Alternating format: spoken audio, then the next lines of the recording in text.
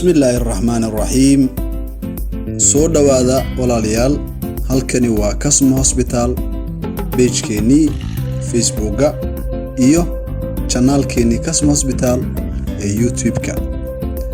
Kasmo Hospital waxaa halkudhig u ah Care and Cure oo ah macnaheeda daryeel dhameystiran iyo daawo nadiif ah.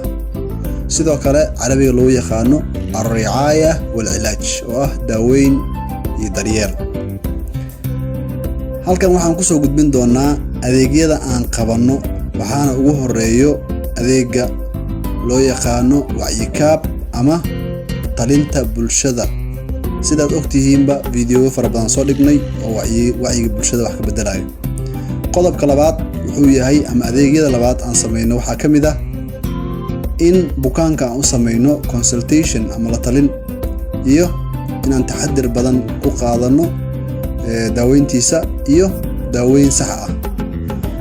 haddaba waxaa kaloo aan sameeynaa oo bukaanada aan u sameeyno waxaa kamid ah bukaanka inaan ka kontrolno daawooyinka uu qaadanayo iyo sida uu qaadanayo iyadoo la fiirinayo guideline-ka saxda ah ama dariiqa saxda ah ee daawooyinka.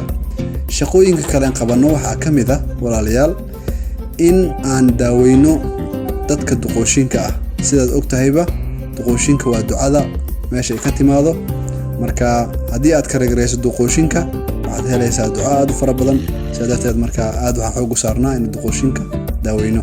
sidoo kale waxyaabaha aan qabanno waxaa kamid ah oo la xusi karaa inaan ka jawaabno dhaawacyada degdega ah ama emergency-ga ah ee soo qaabilayo xilli walba iyo waqti walba, ha ahaado jab ama dhaawac ama ha ahaado talooyin kale caafimaad wax la xiriira.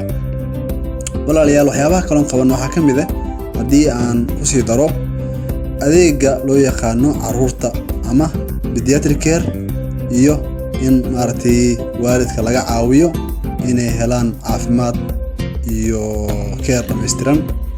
sidoo kale waxyaabaha aan qabanno waxaan ka xusi karnaa oo maanta aan soo qaadanaynaa qaliimada yaryarka ah ama minor surgical wax loo yaqaano ama minor surgeries, meel yar oo maaragtay sheeg laga bixinayo buro yar laga saarayo iyo qaliimada gaagaaban. sidoo kale waxyaabaha aan qabanno oo aan si hagarlaan u qabanno waxaa kamid ah gudniinka wiilasha iyo dhayitaanka dhaawacyada.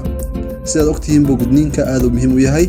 sidoo kale waxyaabaha aan qabanno waxaa kamid ah oo aan ku daraynaa in aan dhagaha iyo indhahaba daaweyno oo uu joogo dhakhtar maaragtay ku habboon oona maaragtay wax badan ka qaban karo dhagaha iyo indhaha. sidoo kale waxyaabaha aan qabanno waxaa kamid ah oo aan xusi karnaa halkan aan kusoo gudbinaynaa waxaa kamid ah in aan sameyno ultrasound ama computerka uurku jirta. computerkaasoo casri ah waxaan ku xaqiijinaa urarka weli aan la xaqiijin. sidoo kale haddii dhagax oo jiro keliyaha iyo xameetiga, waana aalad aad muhiim u ah in laga gaaro go'aan cudurka iyo qofka hayay. waxaad ogaataa medicine-ka waa shaxan ama waa art wax loo yaqaano. haddii aad dhakhtar tahay ama aad soo baratay maadada dhakhtarka, dhakhtar looma dhihi karo ilaa aad ka daaweyso ama aad ka badbaadiso nafyaal. taasna waxay ku imaan kartaa oo keliya haddii aad si ilaahay dartiisa ah u practice gareyso ama aad u sameyso medicine-kii ama waxa aad soo baratay. marka sidaan ognahayba ultrasound-ka haddii aan si gaara u soo qaadano, ultrasound-ka waa aaladaha ugu dahabsan kamid ah ee loo isticmaalo in lagu diagnose gareeyo kabacdi markii la isticmaalo clinical ama qofka markii bukaanka uu sheegto wixii hayay.